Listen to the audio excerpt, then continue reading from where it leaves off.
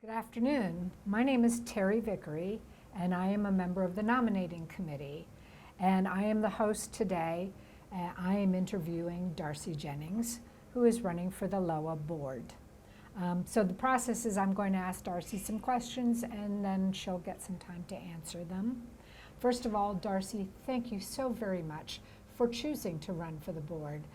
Having served on the board myself, I know what a lot of work this will mean for you. So thank you very much. And then I also wanted to thank all of our LOWA members who are watching this, because that means that you care about this process and that you want to make sure that you select the right person for our board.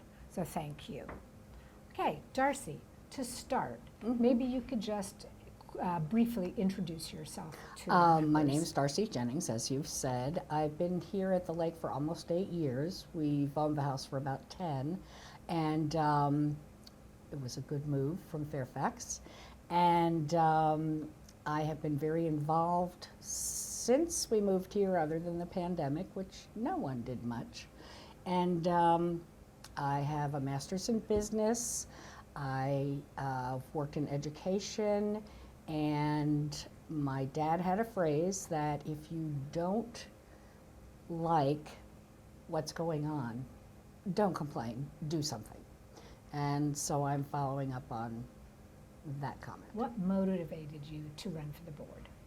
Well, as president of the Lioness of Low, I observed several members took about 7 months to work out and calculate the costs for our dinner meetings, which we've had there for years and years. And as nonprofit organizations throughout LOWA were affected by this, we sort of worked together to try to find out solutions. The meetings were all of a sudden prohibitive cost for each member.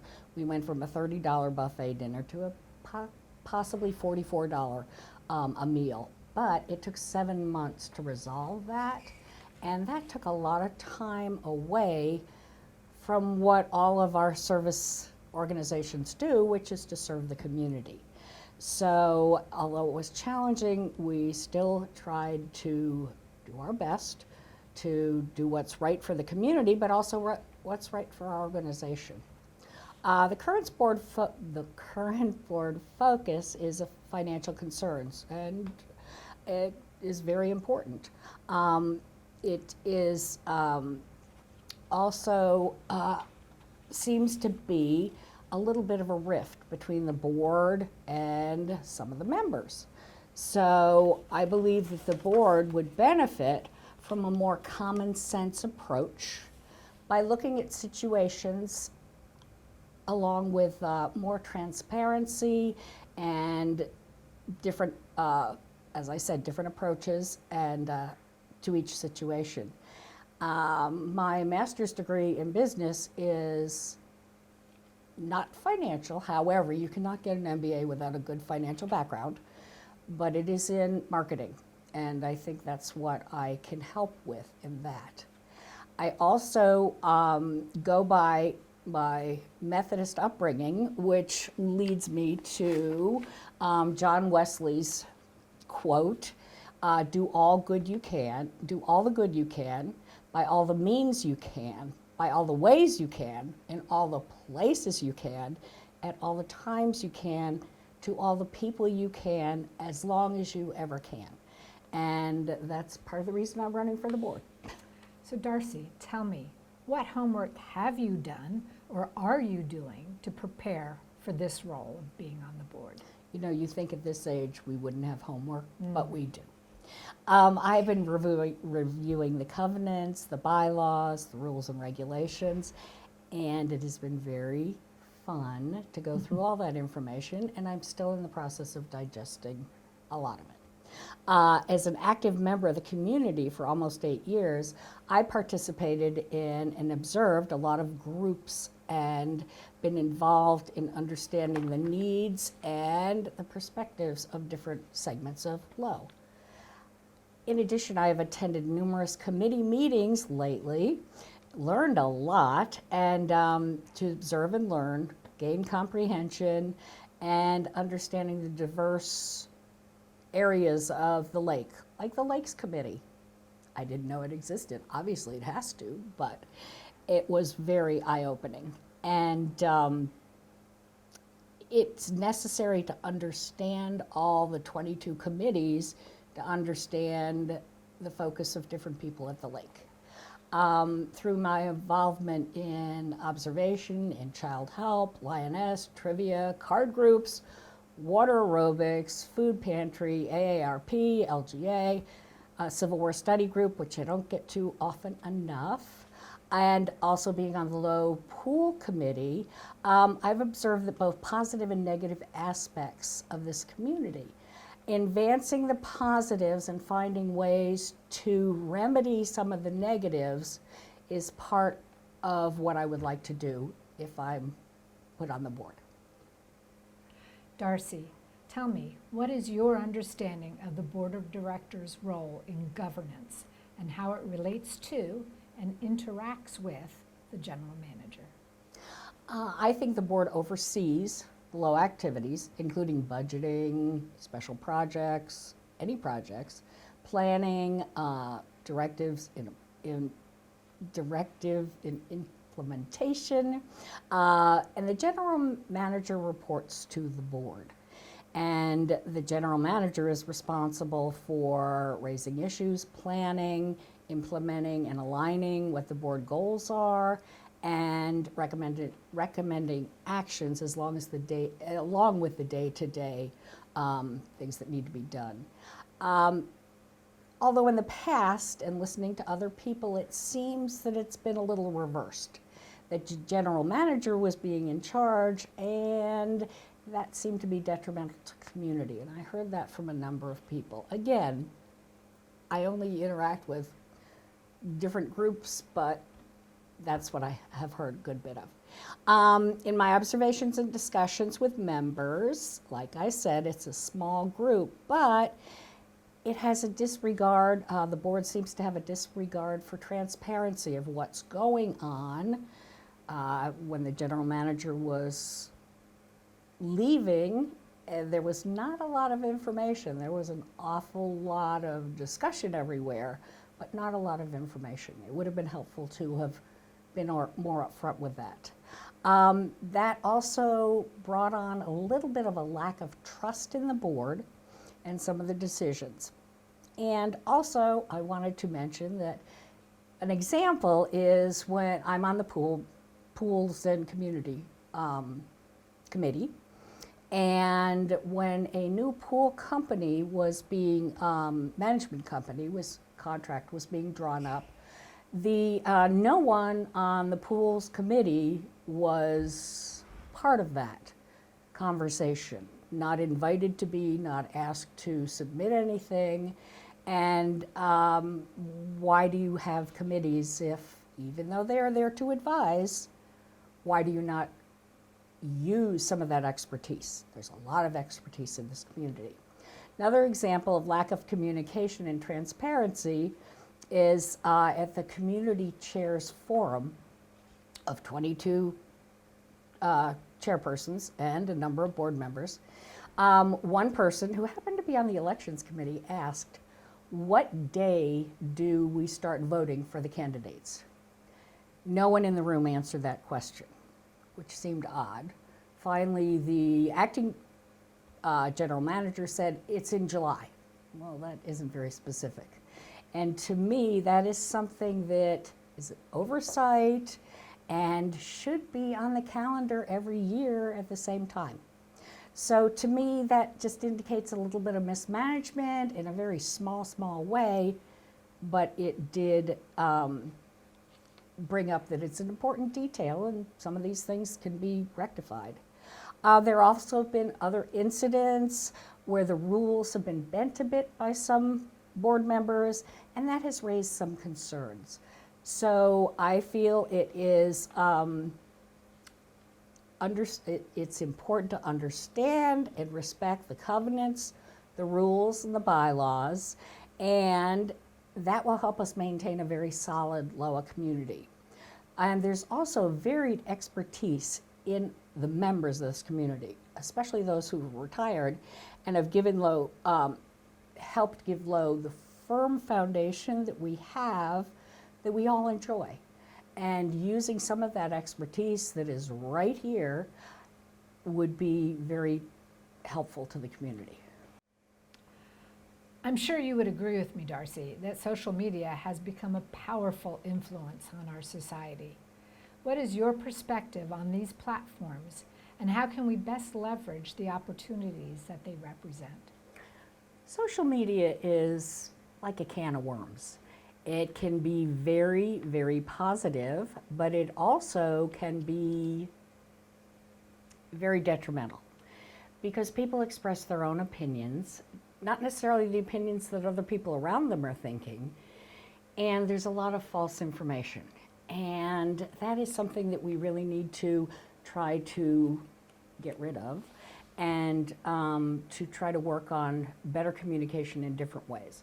One of those ways has been the new video screens, especially the one outside the community center. And in using that and using those, it would be really helpful to, again, promote more, as has been at fairways and at different locations. Also, it would be really helpful if we had a floating board, one that could be used at the pools for the summer season, one that could be used for concerts on the point or large activities, so that it's sort of ever present and you're looking at a lot of communication, very quick. It goes back to the old style used on Sesame Street, bling, bling, bling, but you get it as you go. And we're sort of used to that, so it would be helpful to use that a bit more. I think it would also be really, really helpful to, in the communication, to put a small paragraph in every late occurrence that puts the notes of the board in a paragraph. A small paragraph, because I know too many people open their late currents and turn pages and then read it. Our attention spans aren't very long, so let's deal to that attention span. Put a small paragraph. The rest of the minutes can easily be on the website for anybody that wants to read them. So I think we have to sort of keep it simple, but sort of blast people with information. And using social media, I don't know if you could put a paragraph on there without people responding. I wouldn't respond to that, but maybe that is a platform to put information out, but not necessarily to engage. And that's sort of how I feel about social media. I'm not real involved. I like looking at other people's pictures. Yeah, nice pictures of sunsets. And Yes, things like that. we do have some. Yeah, thanks, Darcy. So Darcy, tell me, what are your ideas to increase voter participation in referendums? That has been a very sticky point around here because the last two referendums, as I understand, have not passed. I know that as a board member in the past, you went door to door. That seems like a lot of work, and it still didn't quite get there. In increasing the referendums, I have different ideas, and one would be to have a referendum to change the voting so that it's a simple majority, not a majority, a certain amount of the homes that have to be a positive vote, which I don't completely understand, but I understand we don't meet it. Increasing the referendum, I think we need to go and gather where people are. And there are a lot of different events. Simply by going to the point on Halloween, you have hundreds of people standing in line with their kids to come in and have treats on the point. But they're waiting in line for a long time. Why not have a small synopsis of what the referendum is with less verbiage, less formality, even though you have the referendum completely there, you've simplified it. If we keep things simple, we have more chance to get more votes. People don't vote on things they don't understand. So if you go to Halloween on the Point, if you go to concerts on the Point, pickleball tournaments, swim meets, soccer games, darts and trivia, there's another good one. This meeting with Santa, special community dinners, or ask permission for at the Lions Yard sale, which happens every Saturday, or at the church when they hand out the backpacks for the new school year. There's many, many opportunities that reach different people for their needs. So why aren't we trying to reach those people where they are, not where we hope they'll be? That's my answer. Thank you, Darcy. So Darcy, tell me, what do you consider to be the most important current issues facing LOWA, and how do you think it's best to address them? I think the most important issue facing the board right now is budgetary considerations. This impacts everybody, and the annual assessment, and when you affect people's pocketbooks, they pay attention. Present and past deficits have been particularly in the food and beverage area have been something that has brought up a lot of conversation and attention, and there are ways that the board presently is looking at things to help, including a new IT system or tech system like Toast or Square that would give the restaurants, which seems to be the biggest part of the deficit, different modes to help monitor what's going on at that moment, not the following day. That is something the board's looking into, and I think it would be very beneficial for everyone. Hopefully, we'll save some money.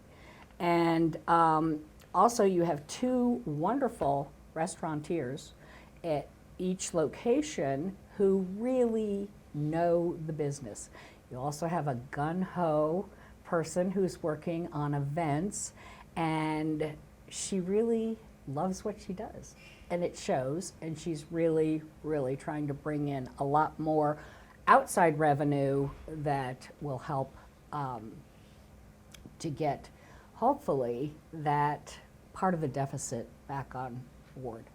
Community involvement is not always profitable, like trivia or maybe pickleball, but those kinds of things establish a very strong camaraderie in the community, which is vital to the importance of our community. It's why we moved here. I asked one person once who lived here, we lived in Northern Virginia, and I just met him, and he said, if you're bored at Lake of the Woods, it's your problem. And that's very true. There are many, many activities. Again, not always profitable, but very important to the life of the community. And so those things need to be maintained too, even though they may not be top of the list of the board's concerns right now. So Darcy, there are, as you know, several candidates for the Board of Directors this year. So give me your 30-second elevator speech for why members should vote for you. I think members should vote for me because I am part of the community. People see me, people talk to me a lot. I try to listen a lot. And I think there needs to be a diversity on the board, not just the financial issues, but other issues to try to balance out what we need here at Lake of the Woods.